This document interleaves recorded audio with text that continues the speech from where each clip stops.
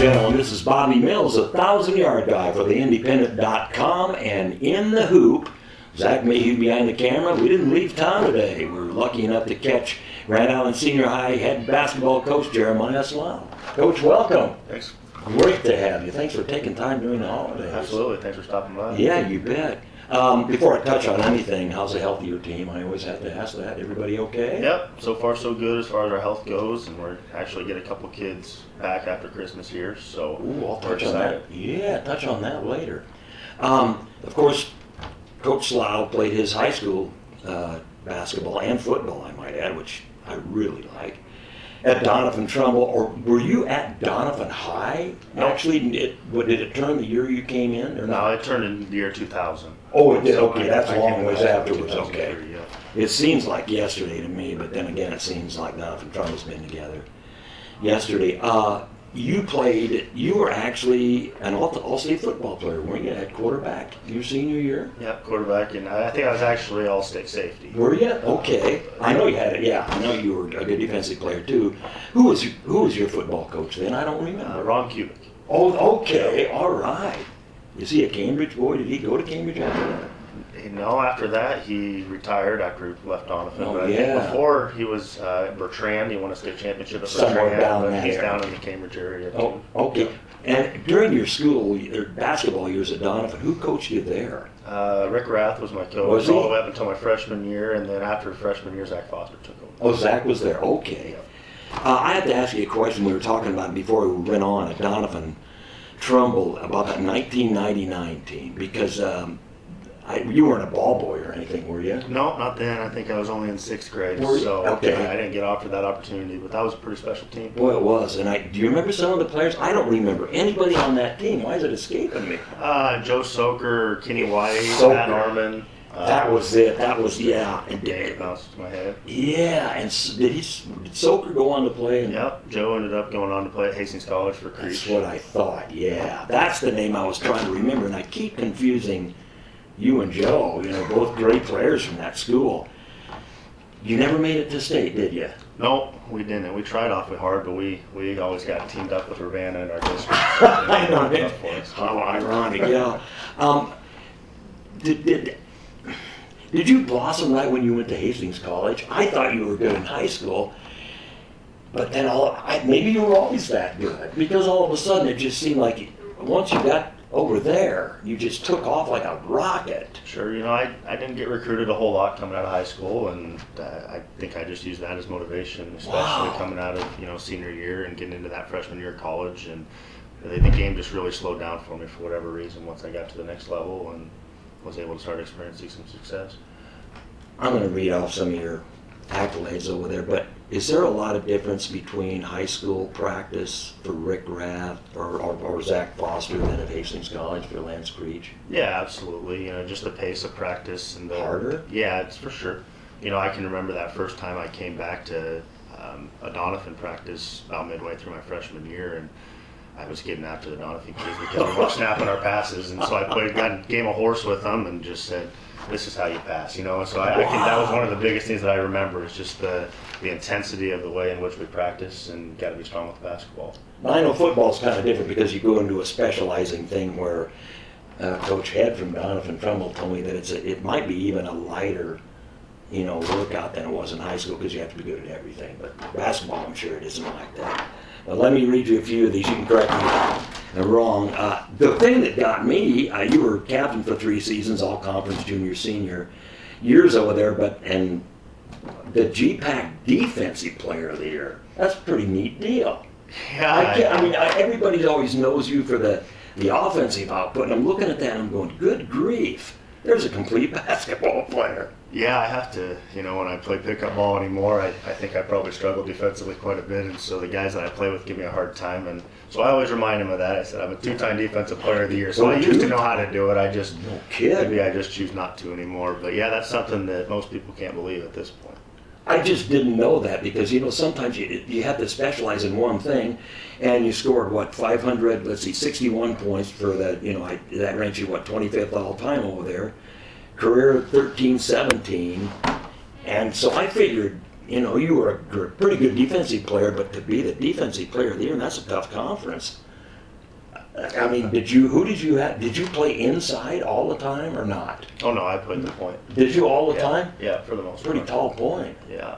Who was on your team? Wade Vaughn Wade from Vaughn's, Cambridge?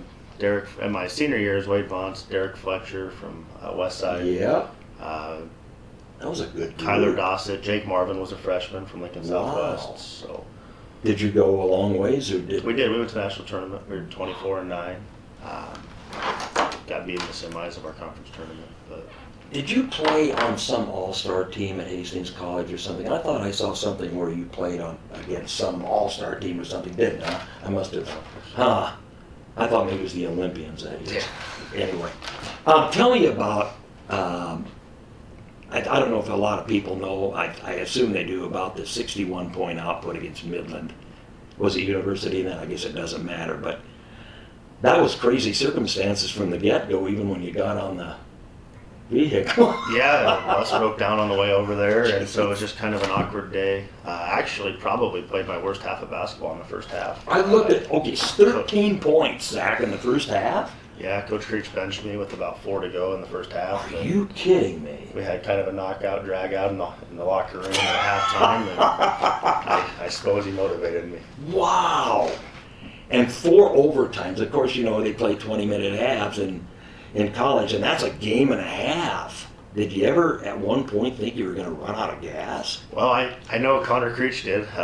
Coach Creech's youngest son. He was, I don't know how old at that point, but he was younger, and and very enthusiastic on the bench. And by the 4th overtime, he was crying. He was ready to go home. So I know he ran out of gas. But yeah, I think, by the end of it, most of the guys that were still on the court were cramping up, and it was a grueling night. Was it 129 to 127, something like Something that? like that. Three, and it was it's a national record, 64 points maybe, and you came awful close to shattering the record. I don't know who was the good guy before you that set all the scoring. It had to be a long time before that, didn't Benny it? Crawford. Yeah. Yeah, Benny the Gun Crawford. Benny the Gun, yeah. I don't even know where he's at now, but anyway, at what point, and this is kind of funny because some of the coaches I've interviewed, they tell me that I asked, when did it hit you that you wanted to be a coach? So late. I think it was probably right away about my freshman year of high school. No kidding. I was on a bus. It might have even been 8th grade. I was on the bus with Coach Rath sitting in the front, and we were talking basketball, and I was giving him a hard time about maybe something that we didn't do that night that I thought we should have done. And he said, "Well, I think you're probably right." And he said, "And doggone it, you better be a coach." Wow. And so I think that was probably when I first thought about it, and it just kind of came into tuition. That's great because a lot of them do not think about it in high school, and a couple have. But when you know right away that's what you want to do. What was your first offer out of Hastings College as a coach? Did Did you go to Doane? I did. I went to Doane as a graduate assistant under Coach Ian Brown for a year. Yeah. How was that? It was good. It was a very good experience. I played for Coach Creech for 4 years, so to get away for a year and kind of learn a new system, There you and go. some things that maybe I wanted to do, or I learned some things that I could take from Coach Brown that I wanted to do, and I also took some things that I knew that I didn't want to do. Sure. And so it was a very good experience for me to go over there. And then did you go over to Hastings College? Then I went after back to that? Hastings College after that to And how finish up was- my grad school. How was that? It was very good. Very good experience. I'm trying to. It's kind of a funny question, but did you think you could be a college coach ever? Yeah, I've wondered about that because some people stick it out, go through the starvation stages of grad assistant, and never do go to high school, the coaching level there, and just battle it out.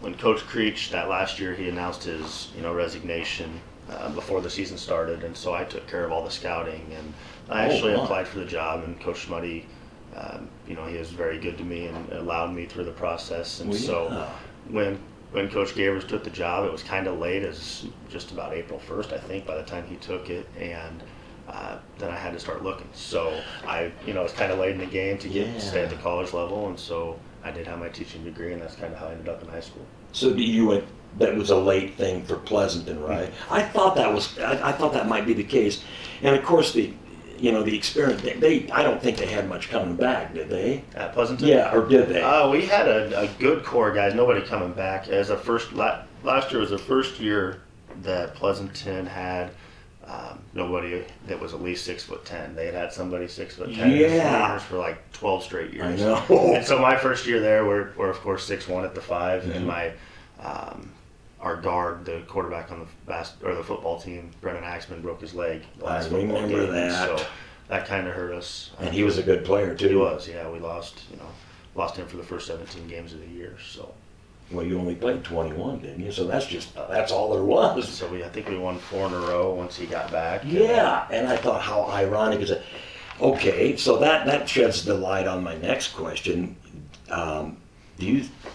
When you got a call for this job, or did it surprise you? A little bit. I was actually driving back from Nebraska City, and they had just offered me their position over in Nebraska City, and so I had called my girlfriend at the time and told her, and she said, "Well, you're moving out there on your own." And so I thought, well, maybe I'm staying at Pleasanton then, and I really liked it at Pleasanton. Where was she from? She's from Kennesaw. Okay, and that's a long ways away. Yeah. So once I got off the phone with her, actually Joe Cutlass called me and asked me to come in for an interview, and so I was really excited. How long after that was that? That was about 10 minutes after I. Oh my goodness! So it was. You're not pulling my leg. No, isn't that something? Yeah. Wow.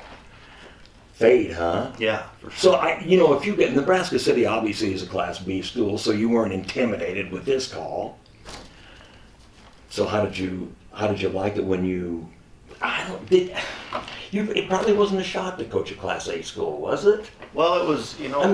Once I took the job, I think the basketball side of things was almost easier here for me than it was at Pleasanton, Yeah. just because I'd been around the college game for so long, and the quality of basketball, and it's, a little bit more about the X's and O's at the Class A level and the fundamentals in your smaller schools. You have to work so hard on your fundamentals, as well as you do at the Class A. But you understand what I I'm going understand, with that. of course. And so, but the running of a program, and you got 7 assistant coaches and 5 different levels, and so I think that part of it with the fundraising and the parents and all those things, that part's been the biggest change for me. See, people they don't even realize that. I think that some of the outsiders don't, but it's way different. At this level, you're accountable for so many more things.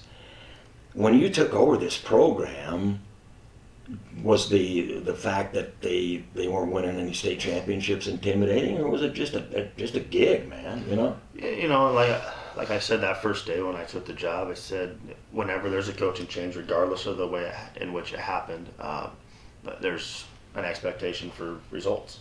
Well, we obviously wanted to change the culture a little bit and try to get back to being competitive at the state level, but at the same time we're also very aware that that's not going to happen overnight. Nope. And so it's all about the process, and I think we're doing a pretty good job of taking steps in the right direction to getting ourselves there. I think so. Don Staley, that's a head basketball coach at South Carolina, was making an interesting comment about how young coaches can bridge the gap with younger players. Did you find yourself in that situation? You're not that far removed from playing, man. Sure. Do you ever get out there and mix it up with your guys or not? Every once in a while, very, very. I mean, do they respect you as a player? Sure, yeah. I hope they don't, because if you're not, you better, look. I think so. I think there's a couple times where I've, jumped in and played a little bit, but for the most part, I think age is just a number. But I do like the fact that I am young and I can relate to this generation of kids, and it's that Y generation, and I'm probably a little bit more lenient as far as being able to sit down with kids and really explain to them the reason why in which we're doing stuff, where some of the the old school coaches maybe struggle with that a little bit, but so I think that part of it might be a little bit easier, just being able to relate to the kids in that manner. That's a good point, because I never thought about that recently, but sometimes an older coach might be a little reluctant to do that. Well, by golly, you better know this by now if you're playing on my basketball team. But that goes back to what Don Staley said, sometimes you just have to do that. You have to open up and explain things, and some aren't willing to do that, but the younger coaches like her and you have done that. Has it paid dividends here at senior high, you think? Yeah, for sure. I think I have a really good relationship with our guys, Good. and I think they're bought in, and like I said, we're just really excited about where we're at. Good. Um, was there a lot of people out for basketball to start this year and when you came? Or are you disappointed in the number of people interested in the sport? No, I think our numbers are pretty good. You know, our school's so diverse, and just our culture in general here at senior high probably isn't really suited for basketball. You know, it's more of a soccer community, a little bit, and football, and so our numbers are probably down a little bit. But you know, we still had 65 or 70 kids try out. Oh, we my still had to make goodness. 35 cuts. So Good. you know, our numbers are there, and there's not very many kids walking the hallway right now that, you know, that we think, hey, we should definitely have that kid. Obviously, there's a few that we wish that we had, but at the same time, it's not like there's a 6'10" kid walking the hallway that's not playing. This guy can read minds. You looked at this, but no. That was my next question. And a lot of outside people, when I traveled the metro area, where you were yesterday, I think, they wonder if there's not kids walking the halls at senior high that should be playing. And I'm thinking, I don't think so. Yet they would be playing it. You know, a coach isn't going to let some 6'10" kid walk down the hallway that can walk and shoot down at the same time. You know, at least come on and give it a try, whatever. So, what do you think that Class A basketball? What kind of shape is that in right now? Is it so metro oriented now? I know that Fremont has a couple of transfers in, which is nothing wrong with that. But there's no Omaha around here where you could do that. Sure, you know, I think Class A basketball right now, especially this year, has some really good players in it. Oh, I think I'm it's in sure. a pretty good state. It's been nice early on here to see Drake have some success over at Kearney and win some games, and obviously Fremont representing the HAC pretty well, you know, to get going here to start the season. And so I think we're excited out here to try to put a dent in that gap. You know, I think once they rearranged the districts and made it so we were going to have to go into the metro for districts in order to get to the state level, I think that probably hurt the western part of the state drastically. But you know, Drake and I talk about it a ton. We're trying to prove people wrong, and so you know, we're excited about that challenge. You could swear that God or the NSAA was mad at you guys. I mean, it's always Omaha Central or some kind of a team like that. Please don't hurt us. But I think in the long run it'll do okay, you know, as far as Grand Island and Kearney. I don't know about further west, but there's only one team further west.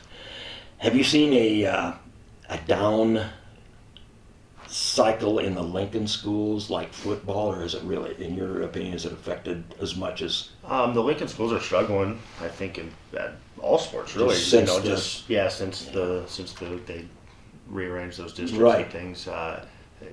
I think the younger kids in Lincoln right now are pretty good, just watching their lower levels play, and Lincoln Northeast is going to be really good this year once they get their guys back. And you know, so I think we have some teams here in the HAC that can play at the state level this year. Can you tell me the difference? I've always wondered this. The middle school level of sports in Lincoln and Omaha, there was one point where you never heard anything about it in Lincoln. I don't think you still do. How does a middle school training here get kids ready for basketball compared to, say, Lincoln?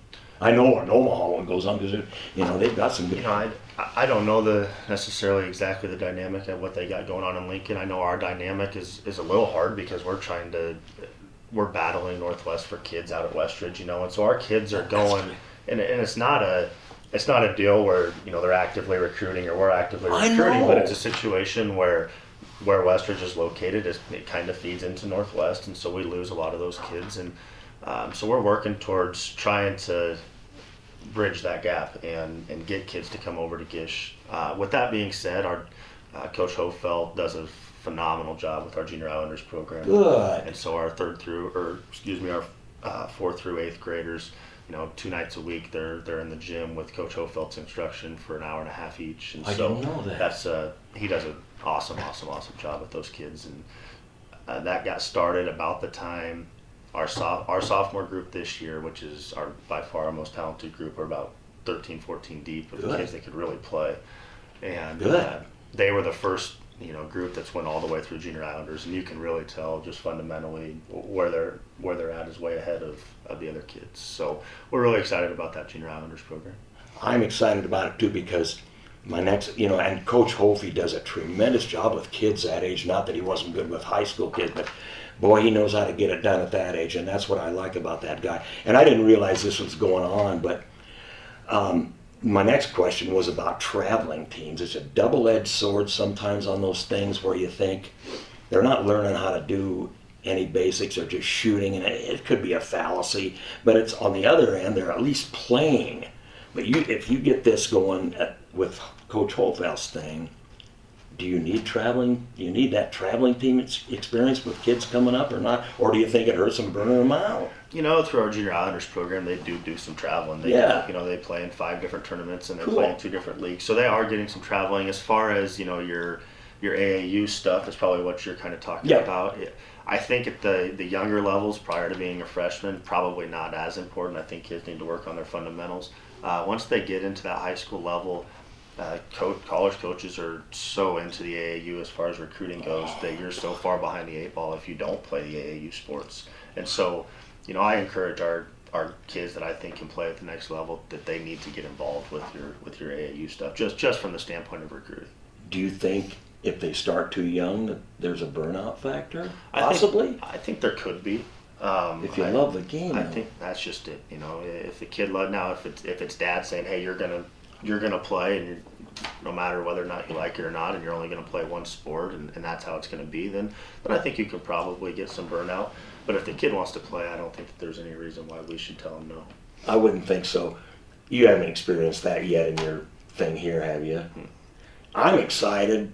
Before we go, I'm excited about the conference tournament being here. It's been a long time. Yeah, I think just 1 out of every 8 years. Yeah, so, and it's just the cycle's back, and it's great because that's dawn to dusk basketball. Not really, but still, it's great. It's a great thing. And what do you think your chances are on that? There's some good ball clubs in that. It's basically you, Fremont, and the Lincoln School. So it looks like you get. Wouldn't that be great to win at home? Yeah, well, we like our draw. We drew Lincoln Southeast. We're the 6. They're the 3. They're a team that we feel like we match up pretty well against. And we get to play it down here in our East Gym. And oh my goodness! If it was up to me, I would play every single one of our games. Me too. So we played Kearney last year down here, and it was just an awesome I was there. atmosphere. Oh yeah. So we're really excited about the conference tournament. We're playing 3 sophomores a lot of minutes, and they're starting to gain some experience. Cool. And so we feel good about the steps that we've taken here early on in the season, and just looking to continue to build on that. And you say that this sophomore class might be the first one to reap the benefits of the Junior Islander thing. Well, I'll tell you what, we're looking forward to great success from Islander basketball, and I think it's right around the corner. Maybe this year yet, you'll see some great benefits from all the things that you've been doing right. And be a nice way to start out with high finish in this tournament here. And that is, does that start Tuesday? Is it? Yep, Tuesday, Wednesday, Thursday. So, if you're, come on over. Yeah, absolutely. It's going on at two different gyms. We'll have simultaneous games. Yeah, the girls will play early in both gyms, and then the boys will play late in both gyms. So there's basketball going on from 1 o'clock till probably about 9:30, 10 o'clock. What a bang for your buck. So we wish you the best, Coach. I followed you since you've been a little guy, and of course you come from a great athletic family. I don't know if your mom or dad were great athletes. I don't know either. Dad broke his back as a freshman. He says he was a good athlete, but he fell off a roof and broke his back, and so we never got to really experience that. And I don't think I've ever seen Mom shoot a basketball or anything like that. So I would imagine they were. Yeah, but well, they don't probably talk a whole lot about it. But the bloodline, well, yeah. So I mean, I don't think a dad would lie to you about being good. So whatever, he probably was. But we've enjoyed talking to you, Coach, and I just wish you the best of luck. We'll have to make it to an Islander game here coming up probably this next week. So best of luck down the line. Absolutely. Slough, yeah, it's great. So for theindependent.com, I'm stumbling because I wish we had another interview next week, but we're going to take a week off. Zach Mayhew is tired. He wants a good vacation, so we're going to give him a week off. So it'll be 2 weeks before the next In the Hoop, and we hope we have somebody as good as Coach Slough from Grand Island Senior High. So until next time, happy holidays to everybody from theindependent.com. Bobby Mills, the 1,000-yard guy.